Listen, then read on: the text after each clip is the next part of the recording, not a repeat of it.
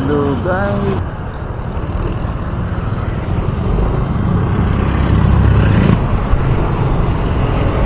Naman tayo ni Commander. Ito natin to guys. Magbibigay tayo ng kunting hataw ngayon kung ano ba talaga tong Supremo action camera 5K to guys ha. Oh my God! Wow! Ito yung latest version ni Supremo ngayon. Supremo 5K action camera. So ang gamit natin ngayon guys yung built-in mic nya.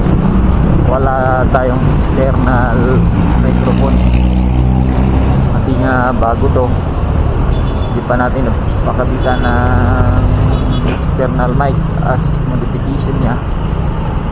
So ang gamit natin ngayon is yung built-in mic nya. So mas okay to guys, malalaman natin kung anong audio ni Supremo sa built-in mic nya. So ayun, medyo malakas ang hangin kahit nasa ano pa lang ang takbo natin, 40 km/h.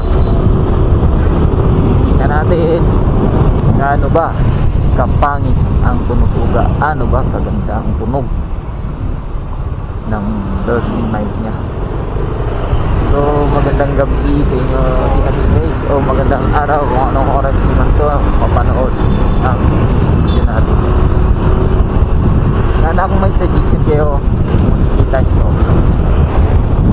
i-comment nyo yung suggestion nyo para naman ma-aware din po ako kung anong mas maganda sa camera natin. Maganda ba talaga palagyan ng external mic or yung built-in mic lang ang gagamitin natin? Hindi na tayo maglagay ng external. So paki-comment guys, tsaka shout out ko na din kayo sino magko-comment sa video na to.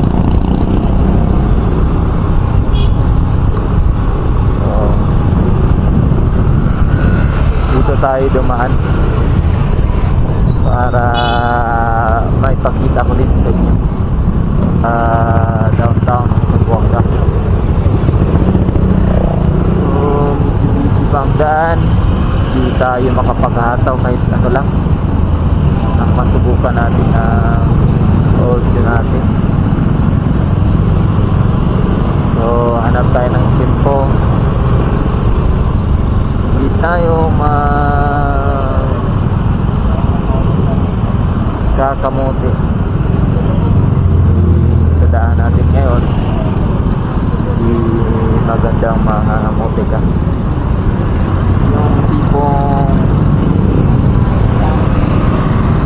lakas ang takbo mo tapos liliko ka sa kabila, liliko ka sa kanan, liliko ka sa kaliwa. Yun, may bigla din nagka-counter to. Ayan, tapos wala, ubus. Yan, tulad yan, may biglang tatawid, may malakas yung takbo mo, mahirap ka na makapag-preno yan. Sana dala natin motor. Siya nga pala guys, shout out sa Mio S125 ngayon, IS125. Ito yung ginagamit ko ngayon. Ito lang din ang motor natin. So shout out sa gumagamit na Mio IS125. Maganda to or ano, city proper, right? Yan, maganda. May less hassle ka na, less ano na yung paa mo, na masyadong mapapagod sa kakachings gear. So yan, dito tayo dadaan kasi nga dito araw-araw po to dito kaso medyo mas traffic kasi nga yung mga jeep natin, mga pampasayrong or yung mga driver ng jeepney pala hihinto yan sa gitna, tapos magpipick up ng pasahero sa gitna. Shout out sa inyo dyan. Shout out sa inyo mga jeepney drivers. Intindihin na lang natin guys, kasi naghahanap buhay yan sila sa hindi naman yata to pang madalian yung biyahe natin. Pagbigyan natin, halimbawa magkaroon tayo na medyo konting traffic sa daan natin dito.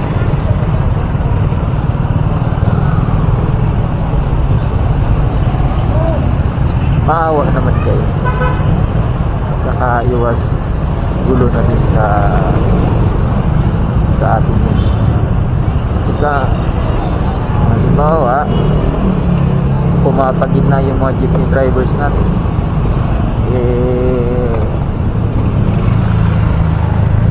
magpataas ang abay,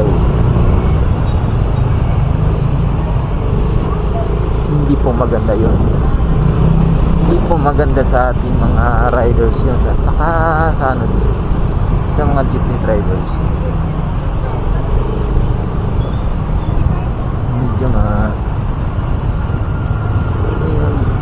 intindihin na lang natin ang bawat isa sa atin. Puro na sa lahat naman tayo gumagamit sa daan, magbibigayan na lang. Sinong hindi makapagbigay?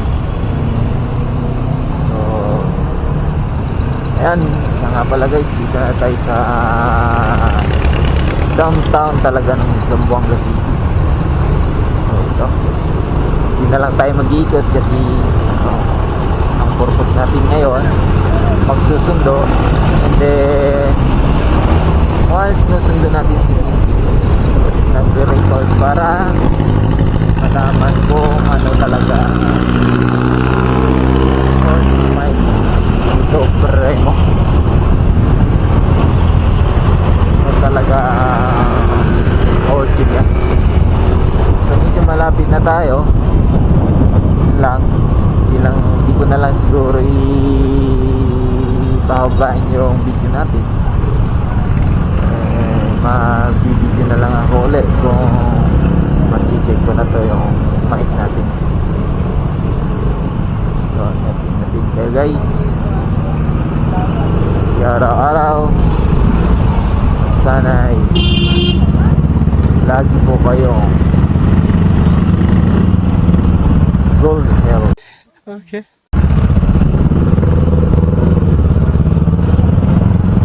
Tatawa natin ang puhunan natin sa araw-araw na nabubuhay kung ano mang klaseng bagay para lang makaraos tayo. So dito na tayo,